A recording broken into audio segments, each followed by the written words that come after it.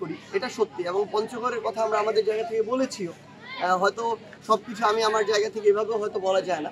কিন্তু তারা এই জিনিসটা চেষ্টা করছে যে একদম সেন্টার জায়গা। এখানে একটা অপ্রত্যাশিত ঘটনা এখন আমরা শুনতে পাচ্ছি স্বাস্থ্য মন্ত্রণালয় বরাত দিয়ে, যে আরো যারা বিভিন্ন রাজনৈতিক দলের নেতারা আছেন তারা সবাই তাদের নিজের জেলায় নেওয়ার টানাটানি করছে, এবং এই টানাটানি এমন পর্যায়ে যাচ্ছে যে ৮ জেলার বিভিন্ন দলের নেতারা তাদের জেলায় টানছেন দেখে চীন সরকার কিংবা অন্তর্বর্তীকালীন সরকার বিব্রত অবস্থায় পড়ে গেছেন, যেটা কি রংপুর বিভাগেই বাদ দিয়ে দিব কিনা, এবং তারা এটা নিয়ে এখন একটু বিব্রত। তো এই জন্য আমি অনুরোধ করবো আমাদের জায়গা থেকে, রংপুর বিভাগের যদি সেন্টার একটা জায়গায় পড়ে,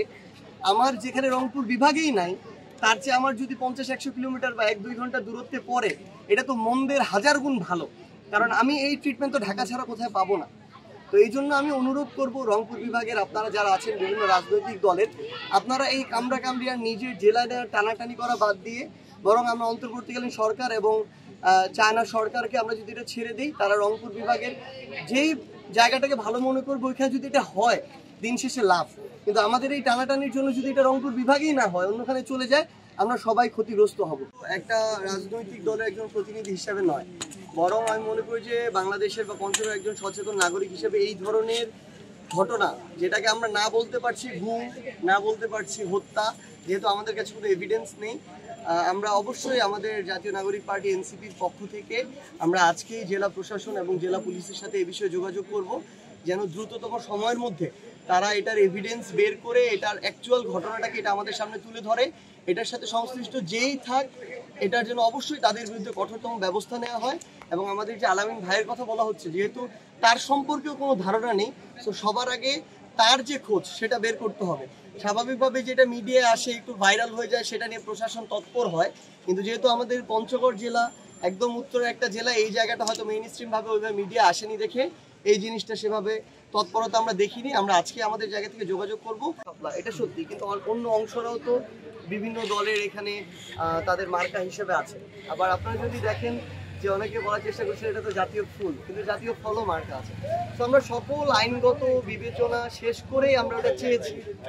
এখন আমাদের কাছে যেটা মনে হচ্ছে যে তারা সর্বশেষ যে কথাটা বলেছে যে তারা এটা দিবে না, কিন্তু এটার কারণ তারা ব্যাখ্যা করবে না, আসলে তাদের কাছে কারণ নাই, যৌক্তিক আইনগত কোনো কারণ নাই দেখেই তারা ব্যাখ্যা করতে পারছে না। এবং আমরা আমাদের জায়গা থেকে এটা মনে করি যে যেহেতু তাদের কাছে কোনো আইনগত কারণ নেই, নিশ্চয়ই তারা কোনো না কোনো কিছুর চাপে তাদের জায়গা থেকে এই শাপলা মার্কাটা দিচ্ছে না। এবং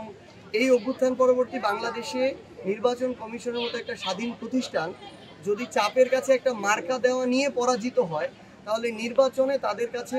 স্বচ্ছতা কিংবা তাদের থেকে আমরা যে নিরপেক্ষতা প্রত্যাশা করি, আমরা মনে করি যে সেটা নির্বাচন শুরুর আগেই প্রশ্নবিদ্ধ হয়ে যাচ্ছে। সেই জায়গা থেকে আমরা